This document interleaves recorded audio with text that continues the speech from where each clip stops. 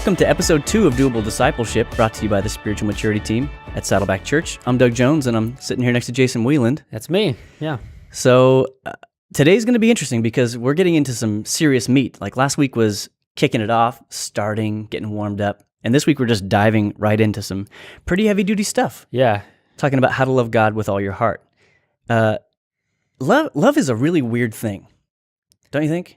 Yes, it's it's one of those. It's like hard to define. If anybody was going to ask you, like, it's like, well, it's it's this and it's that or whatever. And especially like as you move through like time and history, like love has taken on totally different meanings and connotations. Yeah, think about a common culture of today. Like I use the word love to refer to my wife. Like I use love to define how I feel toward my wife, and I use it to define how I feel toward pizza. Like we use it for really mundane things, and then we use it for really important things, almost in the same breath. So we just have this really mixed up usage. Like common cultural usage of love is very awkward and weird. Yeah. And we treat it like almost like it's on the, like love is on the like spectrum. Like if you're in a romantic relationship, like, well, I like him. And then you move to I like him. Yeah. And then you go as far at some point of using the big L word that I love him or I love her. That's considered like the high echelon, right? Yeah, and it gets to that point where you're like, how do I know, like what's the determining factor here that has brought me along this spectrum? Yeah.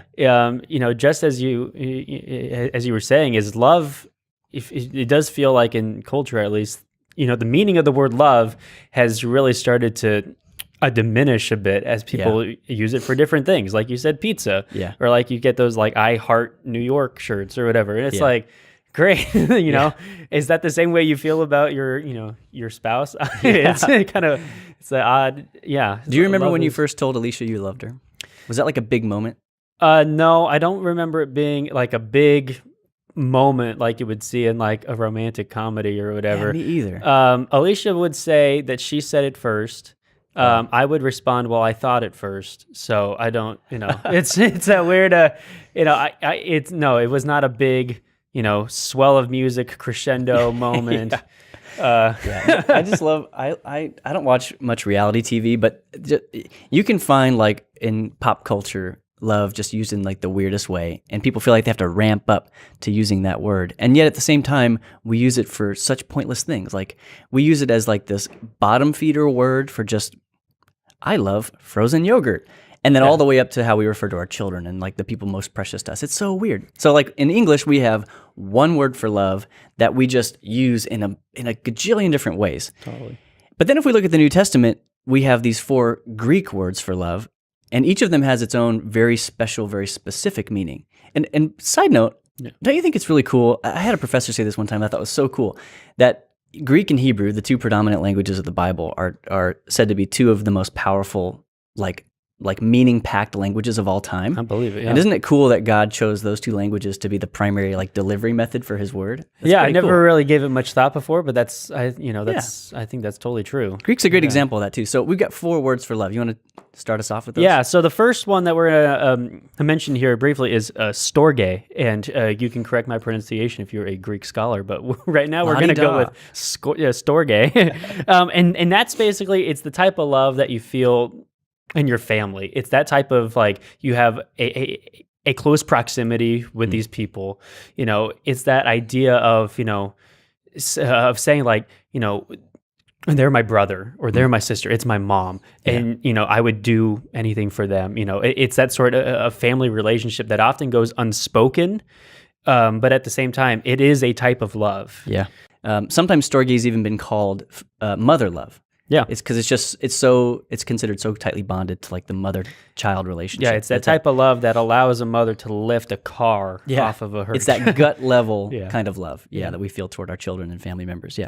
The next one is called philia, which we would call friendship love. It's the kind of love that happens between comrades who share common experiences or common interests. Mm-hmm. Like if you served in the military, you know very well the philia love, the sense of brotherhood or sisterhood that you have with those that you served with. If you've got close friends you're experiencing philia. It's just even coworkers can fall into this category. These are just people who you share experience with. If you've got coworkers, you spend 8 or so hours a day you're in with the those trenches with people them. having similar experiences. That really fosters the philia kind of love. So that's the friendship love. It's also the root of Philadelphia, Oh yeah, which is where I Brotherly was born. love, right? So there you go. city brotherly love. Yeah, fun fact. Cool.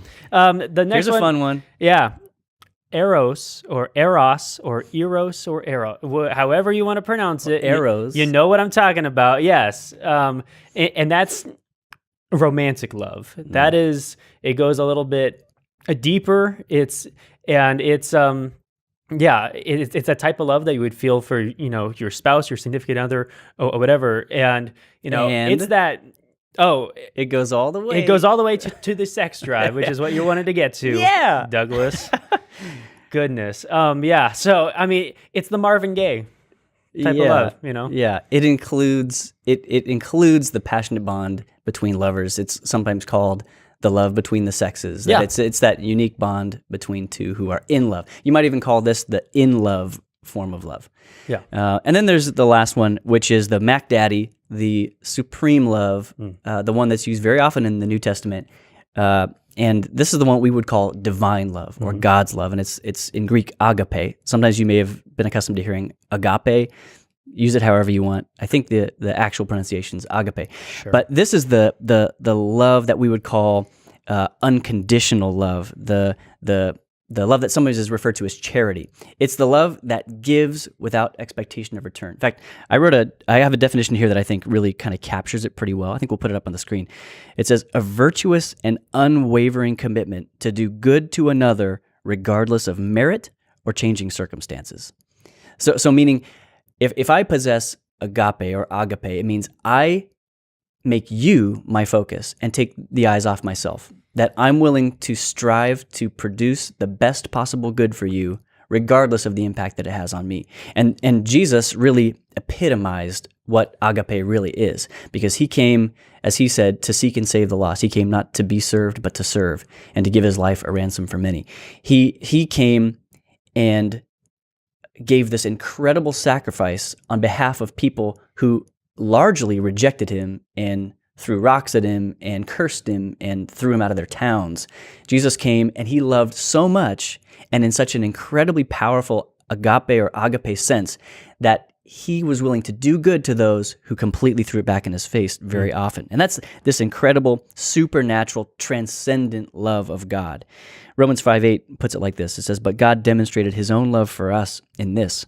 While we were still sinners, Christ died for us. So Jesus really is the embodiment of God's agape for us, his deep and unwavering love for us.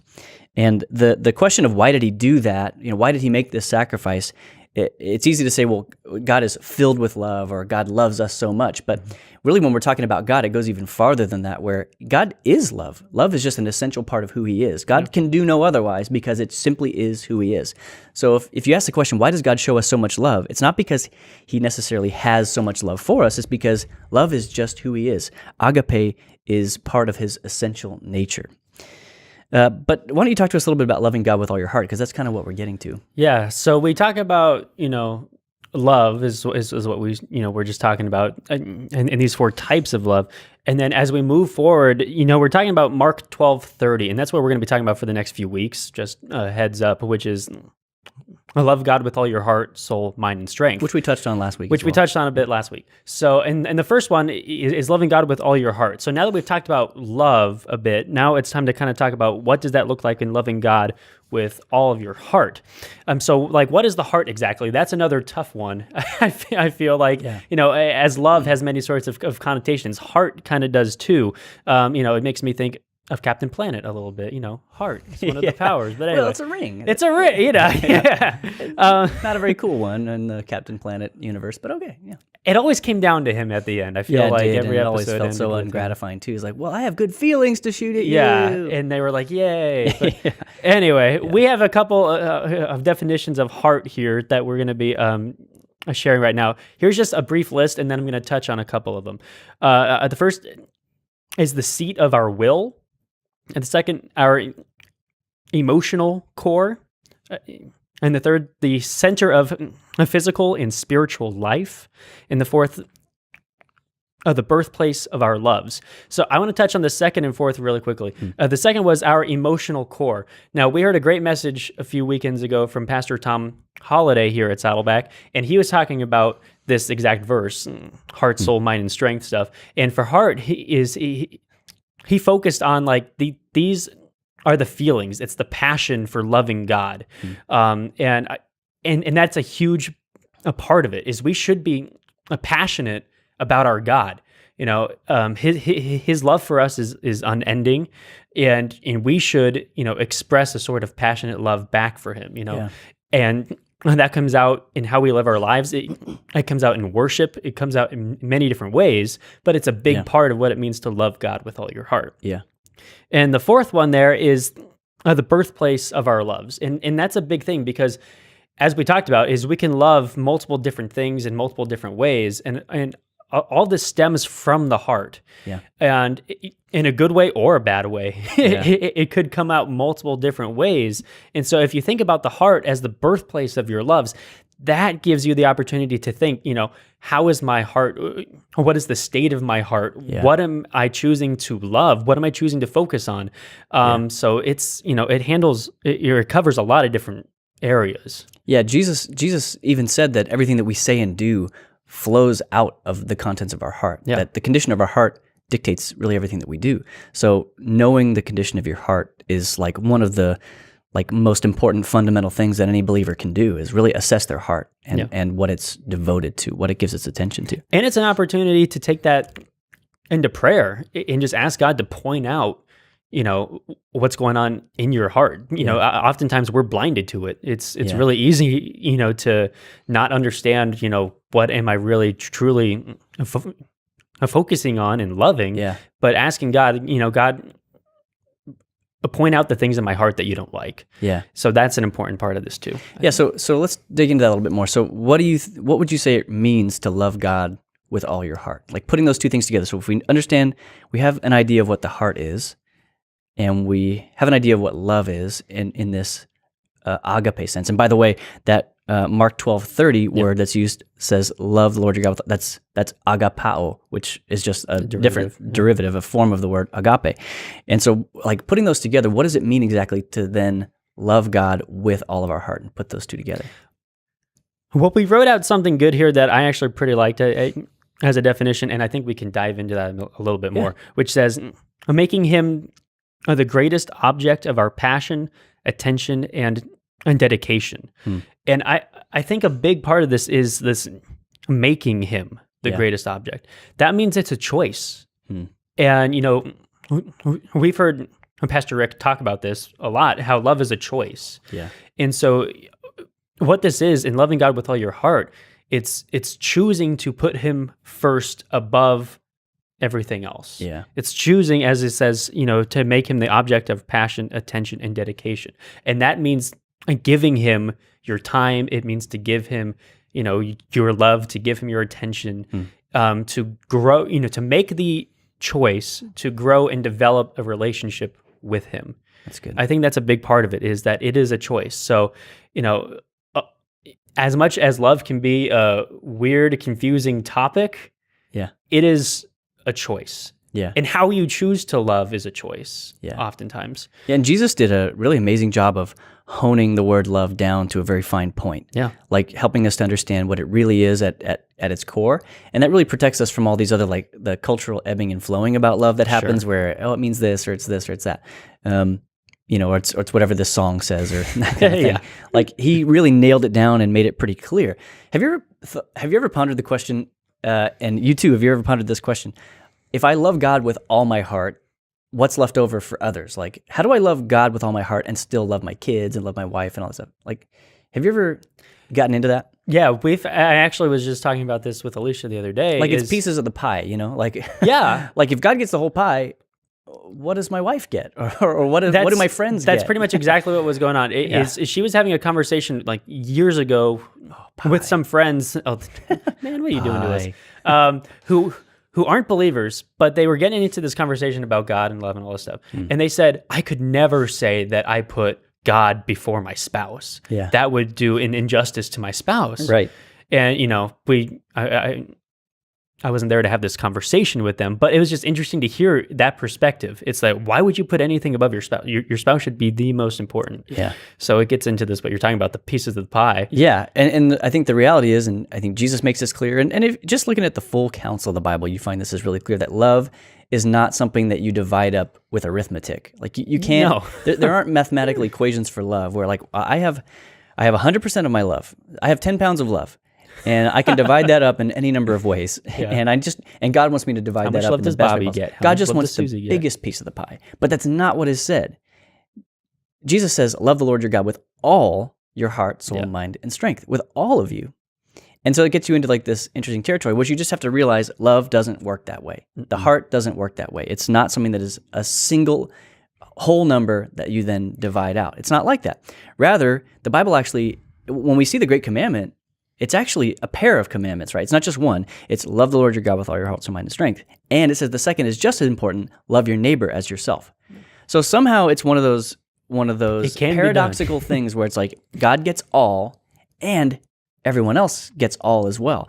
And I think the way to get your head around that is to realize that love comes from God ultimately. In fact, 1 John 4:7 says that love comes from God, that anyone who loves is reflecting God, and those who don't love are actually denying God, that God is not found in a person who doesn't love. So love and God go hand in hand. Again, God is love. So without him and without experiencing the love of God, we actually can't love anyone else. It's impossible for us to, in that agape, self-sacrificial, transcendent, like in that divine sense of love, we can't do that without God. So it's actually by loving God more fully that those around us get more love from us. Because if we love God fully, it means that we will love those that God loves, which are those that are all around us. Eat this pie so that you can enjoy this pie. It's the pies just break down. Yeah. You can't go anywhere with the pies. So, and if you think in terms of the four loves we talked about, remember we talked about storge, we talked about philia, we talked about eros, and we talked about agape. Storge, philia, and eros can all exist on their own. Yeah. Those all come naturally to everybody. Everybody does those three loves by and large. In fact, you can even make a case that some of those loves are found even in the animal kingdom. Like there's nothing that special about that, right? So storge is just the basic obligation and the basic instinct to care for our loved ones, to care for our children, and that sort of thing. It's not agape; it's different. So they all three of those can kind of exist on their own. Anyone can experience them. But only God is the source of agape love, this transcendent and self-sacrificial love. Storge, philia, and eros, they're all great. They can all be beautiful and wonderful in themselves, but each of them can also be corrupted. There's also a flip side to them. Can you think of any examples? I was thinking about those earlier. Like, how can like storge, for example, like it's possible. Let's take the example of a mom to be a doting mother who cares for her young child, and that's a beautiful and wonderful thing that none of us would want to change. But then, and C.S. Lewis, my boy, does talk about this. Drop that. There can also be a flip side of that, where that same instinct of storge that drives mom or dad to care for a young child can later on, if it's not kept in proper balance, it can actually become something a little on the ugly side, where that can actually translate into smothering a child or not letting a child experience consequences for their actions and that kind of thing, where you can actually, storge can go out of control and become something that's actually unhealthy and not so good. Or think about philia, like the brotherly love, the bond between people. How many times have people done something evil because of the peer pressure of their friend group? Sure. You know, so in a desire to gratify and to respond to this philia love between close friends, some really terrible stuff can happen as a result of that. We don't even have to get into eros. I mean, geez, that one's like ripe for problems. Almost, right? Yeah. I think like a sex drive out of control makes a monster out of you. Yeah. So it can be a beautiful thing within like the sacred bond of marriage, but then you take sex and you let that fly out of control, and it becomes something really terrible and destructive. Yeah, with these other forms of love, as we were talking about, it's super easy for the enemy to get in there and start to distort it. Yeah. And, I think that's really clear. I think you gave some great examples. I hadn't thought of those, so that's perfect. Well, and agape is different because agape cannot be corrupted. Yes, that's the difference. It is either agape the divine transcendent love of God, or it's something else. There's no such thing as a tainted agape. There's no such thing as tweaked, evil, distorted, perverted agape. It either is agape or it's not. As soon as it changes, as soon as it becomes distorted or tweaked, it's just not that anymore. Yeah, yeah. There's no gray area. There's no gray area.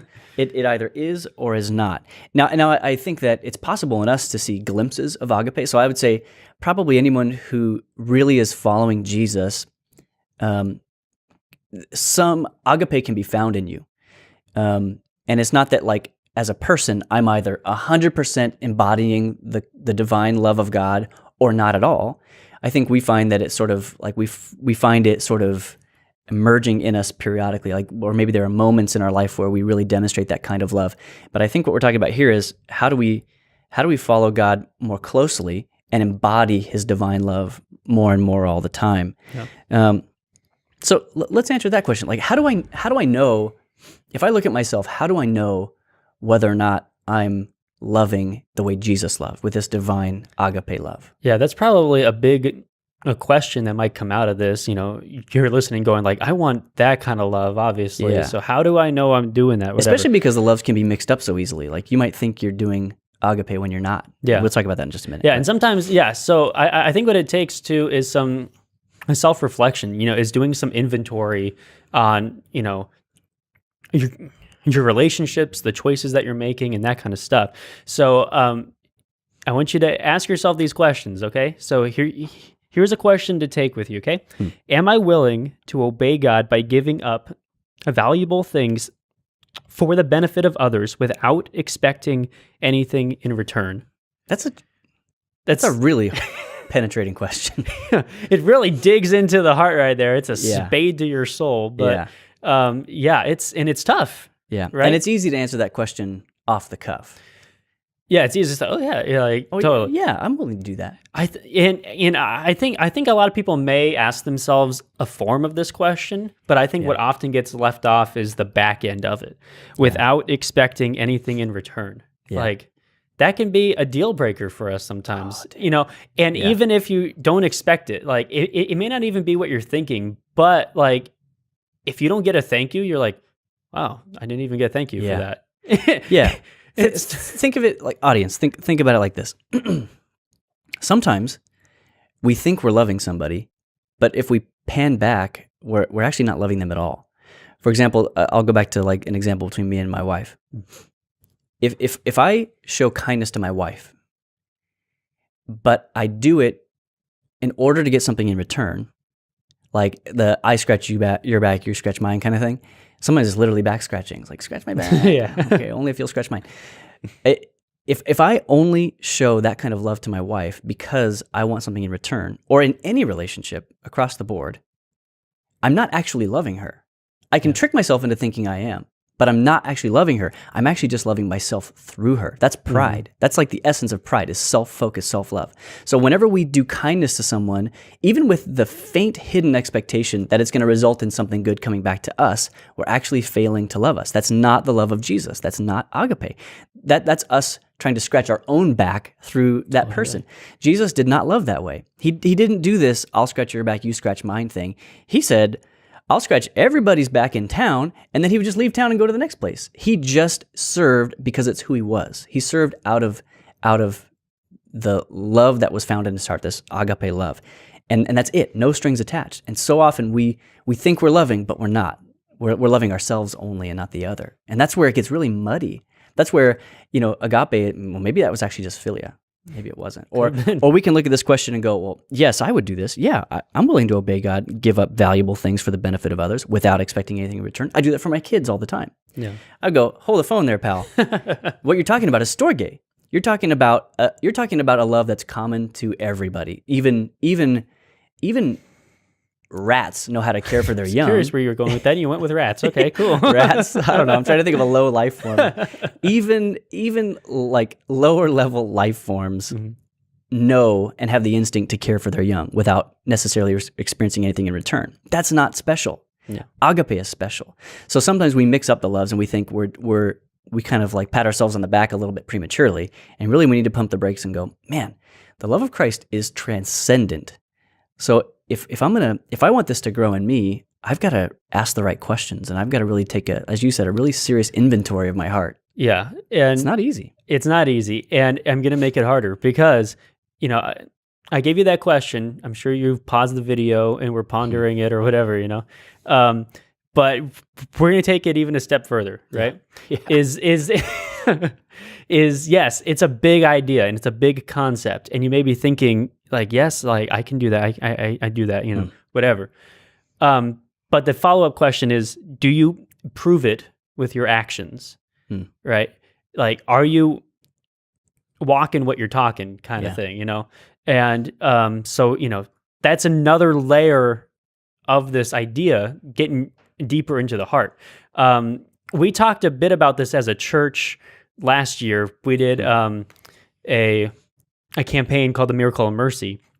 And as we were talking about mercy in this concept, it really got into this a bit. Like, are you living out these actions of loving others? Like, is that something that you are doing in your life? Yeah. Our team actually wrote a mercy retreat to go along with this. And one of the things that we talk about in this retreat is the Good Samaritan. And that's a great example of somebody who, who gave up their valuable things, their time, their safety, their money, all this stuff, took care of this hurt guy and literally did not expect anything in return. He left, he paid for his care, left and said, I'm going to come back to check on him to make sure he's good. Yeah. Into a town where he wasn't welcome. It's a whole story of what this looks like in action, pretty much. So if you want an example of it, look at Jesus, obviously. But Jesus tells this story of the Good Samaritan for a reason. So look at that. It's a great example. If you really want to like assess yourself and think how well do I do, how much of this agape divine love is really found in me.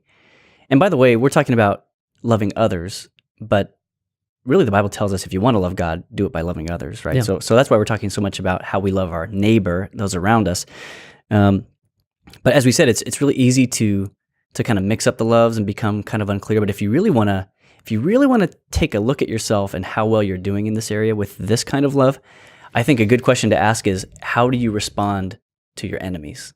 Sure. How do you respond to the people that don't treat you well, that don't like you, that don't appreciate you, that don't give you credit, all that stuff? This is what Jesus talked about. Let's read from Luke 6:32 through 36. It's a little bit long, but it's just so good. We've probably all read it before. It says, if you love only those who love you, why should you get credit for that? Even sinners love those who love them. I mean, so that goes back to that example about, well, I love my kids, so isn't that agape? Well, not necessarily. I mean, Jesus is saying even anybody can do that. Like there's nothing special or divine or transcendent or particularly godly about that. Yeah. He says, and if you do good only to those who do good to you, why should you get credit for that? Even sinners do that much. And if you lend money only to those who can repay you, why should you get credit? Even sinners will lend to other sinners for a full return. Love your enemies. Do good to them. Lend to them without expecting to be repaid. Then your reward from heaven will be great. And you will truly be acting as children of the Most High, for He is kind to those who are unthankful and wicked. You must be compassionate, just as your Father is compassionate. Man, if I could go back in time and walk with Jesus, you know what I would take with me? I would take a bag of microphones just so that I could toss one to Jesus every time he drops these one-liners. Just watch him drop the mic. Just watch him. I'll be like, Jesus, time for a mic drop. Here comes one. And Jesus just go, yeah, love your enemies. Anybody can love their friend. I say love your enemies. Mic drop. Mic drop. And that's so a moment where you just picture everybody just mouths agape wait, what? Yeah. Just his disciples must have had to be sweeping up all the debris from how everyone's minds got blown. Oh gosh, it must have been a scene. So powerful. It must have been just a gory scene. Oh man, but yeah, Jesus completely flips the script, and he's like, "Look, all the things that you are patting yourself on the back for doing, loving your neighbor, loving those close to you, loving people who are kind to you, that's easy. That's easy stuff, and there's nothing special about that. There's nothing particularly beautiful and moving. It's why, in movies and stuff, or in literature, when we read a story or we watch a story of someone who sacrifices themselves for the good of others, think of all the think of all the great movie scenes where someone is like, "No, save yourself! Yeah. Get out of here!" I think of, I think of like Sloth from the Goonies. You know, when he's holding that rock, he's like letting Chunk get through. Yeah, like, sure. Just scenes like that just get us, and I think it just resonates with us at the deepest levels. Like it's almost like it rattles us in a way that takes us all the way back to the Garden of Eden, where everything was perfect and agape was all there was, and we kind of hark back to something that deep down our soul still longs for. That kind of self-sacrificial charity, that love that goes beyond, that can exist alongside Storge and Philia and Eros, but when agape is present, it masters them all. It is the supreme love. Eventually, we'll have to talk about the Garden of Eden and just do a thing on that. Oh, and just how I would love it. That would, yeah, because that blows people's mind. Like, it's crazy. Yeah, so we'll have to wow. Put a pin in that one. We'll do a future episode on that for sure. So Jesus is saying, love your enemies, and I think that's a great indicator. Think about those people that just rub you the wrong way and how you react to them, and not just how you react on the outside, but how you react on the inside too. You know, Jesus says, if you even call someone an idiot in your heart, you've already murdered them inside. You know, like just that's insane. Yeah, we should even do an episode on all the things that Jesus took from the law of Moses and then cranked the volume up on, like yeah, the law of Moses says don't kill, but I say if the heat is angry. Yeah, we're turning that up a bit. Yeah, for sure. Yeah. Anyway, yeah, so think about how you treat the people who rub you the wrong way, and I think you have a pretty good indicator of how much of that divine love is in you. And that's not that's not something to get down on. It's just a way for us each to look at ourselves in a sober, clear thinking way and just and kind of take an assessment, like how close am I to the heart of my Heavenly Father, and how can I move a little bit closer in that way? Yeah, no, I think that's fantastic. And you know, as we look to start to shift gears a little bit, if you're listening, you're watching, whatever, you're probably thinking, you know, this is all great high level stuff. This is, you know, a lot to chew on, a lot to think about. But I'm still wondering, how can I put this into practice in my life? How do I do this kind of stuff? Yeah. And seeing as this is a discipleship podcast. Emphasis on the doable. Emphasis on the doable there. Yeah, so a big part of this is what we were talking about before, but is the choices that you make with what you are given in your life. Yeah. And so that goes into the topic of stewardship. Stewardship, you know, it's a word that you may have heard of before, and oftentimes you may have just think, oh, that's the money thing. And sure, like that's a part of it, but really it's a broader concept in terms of being a steward of the resources that you were given. Yeah. And that's not just money, but it's also your time. It's what you do with what God has given you, you know? Yeah. And so it's, you know, a lot goes into that. So it's all your resources. Literally all of your resources. It's everything that God has given you that allows you to impact the world around you, right? Yeah. In essence, it's whatever you have that's of value and worth. Exactly. Yeah. And in Matthew 6, you know, Jesus actually, he tells us what we are to do with the valuable, you know, it reveals the truth about our hearts. Mm-hmm. So what we do, you know, and what we say is valuable speaks to our heart, right? He says this in Matthew 6:21, wherever your treasure is, there the desires of your heart will be also. That's a clear indicator right there, right? Yeah. What you are putting first in your life, what you are making important, what is a priority in your life, that's showing what your heart, you know, is focused on too. Yeah. And by the way, real quick interruption on that. I studied this verse a little bit in advance, and the Greek word that's used for treasure there is actually, I mean, because it's easy to read that and go, oh, well, here Jesus is talking about money. It's all about money again. It's not all about money. That word treasure is actually a word that refers to a repository or a container for valuable goods. So it's not talking specifically about whatever you do with your gold and silver. Sure. It's talking about what you do with anything that you possess of value. So Jesus is really making a pretty open-ended statement here. He's talking about the full gamut of your resources, not just the one thing.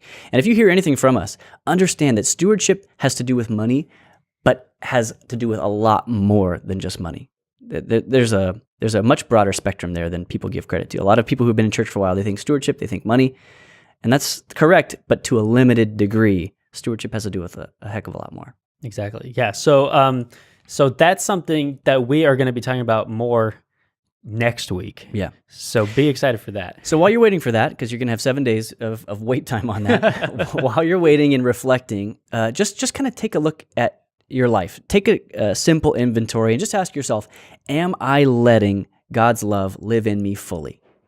Do my actions and my interactions with others demonstrate that God has first place in my life? And I would even add to that, ask God to speak into that self-inventory. Yeah. Like God, it sounds weird, maybe, I don't know, but honestly say, like, God, I want to do a heart check right now, and I want you to be a part of it. Yeah, I think in Psalms, I don't know if it's David or one of the other psalmists who said, search my heart, show me if there's any impurity within me. This is a great prayer, one that's been used by believers for thousands of years, and it's important for us to ask God. I mean, each of us who has received Christ has the Holy Spirit in us, and we can call upon Him to show us the stuff that needs to get dealt with. And maybe this could be a week where the Holy Spirit illuminates some blind spots for you and shows you where there are a few areas that really just need to be examined a little bit more closely in this area.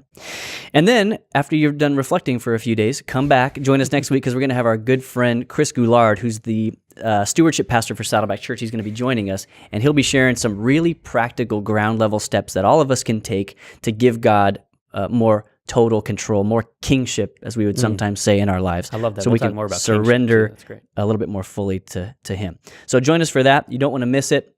We'll see you then. If you're a podcast listener and you enjoyed this episode, consider giving us a rating or a review on iTunes. If you do, you'll help other people find us in the future. And if you're thinking, hey, listening's great, but is there a way I can watch these episodes? Yeah, there is. Subscribe to the Saddleback Church YouTube channel for video versions of these conversations, plus lots of other video content. And if you're already watching us on YouTube, subscribe to the podcast so you can listen in the car or wherever else you go. Lastly, you can always get in touch with us by emailing maturity@saddleback.com. Send us your thoughts, send us your questions, your Bible questions, your life questions, whatever. Who knows? Your question just might inspire an upcoming episode. Thanks again for tuning in to Doable Discipleship. I'm Doug Jones, and I hope you'll join us again next week.